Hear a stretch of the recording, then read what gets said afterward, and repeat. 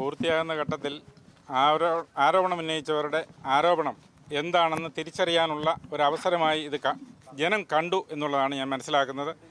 ഇവിടെ ഞാൻ നേരത്തെ ഇട്ടിരുന്ന ബൗണ്ടറിയേക്കാൾ പുറത്തോട്ടിറങ്ങി എനിക്ക് കുറേ അധികം സ്ഥലം കിട്ടുന്ന ഒരു കാഴ്ചയാണ് ഞാൻ കാണുന്നത്. ആരോപണം ഉന്നയിച്ചവർ എന്തിനു വേണ്ടി ആരോപണം ഉന്നയിച്ചു, എന്നെയും എൻ്റെ കുടുംബത്തെയും ആക്ഷേപിക്കുന്നതിന് വേണ്ടി വളരെ ഏറെ പാടുപെട്ട് ഒരുപാട് രണ്ട് ചാനലുകാരും 2 പത്രക്കാരുമായി ബാന്ധവമുണ്ടാക്കിയിട്ട് കോൺഗ്രസ് പാർട്ടി നടത്തിയ ഈ ആരോപണം കാറ്റിൽ പറന്നിരിക്കുകയാണ്. നേരുള്ള ഒരു അളവ് ഇവിടെ നടന്നിരിക്കുന്നു എന്നാണ് എനിക്ക് ബോധ്യമായിരിക്കുന്നത്. ഞാൻ അതീവ സന്തുഷ്ടനാണ്. കള്ളത്തരം കാണിച്ചവരാര് എന്ന് തിരിച്ചറിയുന്നതിനുള്ള ഒരവസരമായി ഇതിനെ ജനം കാണുന്നു.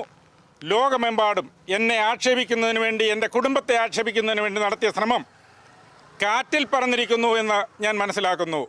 എനിക്ക് അധികമായി കിട്ടിയിരിക്കുന്ന ഈ ഭൂമി, എനിക്ക് അതിൽ സന്തോഷമുണ്ട് എങ്കിലും ഞാൻ വിട്ടുകൊടുത്ത ഭൂമി എനിക്ക് അധികമായി അളന്നു തിരിച്ചു തരുമ്പോൾ എനിക്ക് സന്തോഷമുണ്ട് എങ്കിലും ഞാനത് പൂർണ്ണമായും സർക്കാരിന് നൽകുകയാണ്.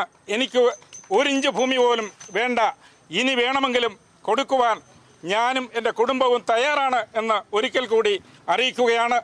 ഇവിടെ കോൺഗ്രസിൻ്റെ നേതാക്കന്മാർ കാണിക്കേണ്ട ഒരു മാതൃക, അവരുടെ ഭൂമി അളക്കുന്നതിന് വരുമ്പോൾ തടസ്സം നിൽക്കരുത്, സംഘടിച്ച് നിൽക്കുന്നവർ മാറണം.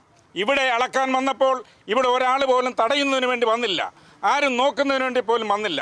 മറിച്ച് 5.5 സെൻറ്റ് ഭൂമി മാത്രമുള്ള കോൺഗ്രസിൻ്റെ കെട്ടിടം, കോൺഗ്രസിൻ്റെ നേതാക്കന്മാർ അവിടെ 8 സെൻറ്റിൽ കെട്ടിടം പണിതിരിക്കുന്നത് എങ്ങനെയെന്ന് നിങ്ങൾ തന്നെ ജനത്തിന് ബോധ്യപ്പെടുത്തി കൊടുക്കണം. എങ്കിൽ നിങ്ങളുടെ സത്യസന്ധത വെളിവാകും.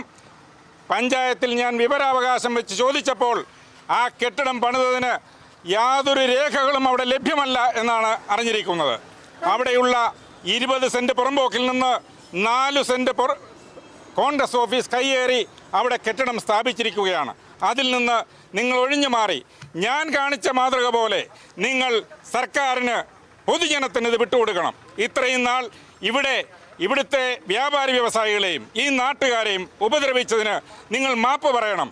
ഇവിടെ ഹർത്താൽ നടത്തി, ഇവിടെ മൈക്ക് കെട്ടി അനൗൺസ്മെൻറ്റ് നടത്തി ഞങ്ങളെ കള്ളന്മാരാക്കി, ഞങ്ങൾ മോഷ്ടിച്ചവരാക്കി എന്ന് വരുത്തി തീർത്ത നിങ്ങൾ ഞങ്ങളോട് ക്ഷമാപണം പറയേണ്ട. മറിച്ച് ഈ നാട്ടുകാരെ കഷ്ടപ്പെടുത്തിയതിന്, ഇവിടെ കടകളടച്ച് ഹർത്താൽ ആചരിച്ചതിന് നിങ്ങൾ മാപ്പ് പറയാൻ തയ്യാറാകണമെന്ന് വിനീതമായി നിങ്ങളോട് ഒരു അപേക്ഷ മാത്രമേ ഇത്തരുണത്തിൽ എനിക്കുള്ളൂ.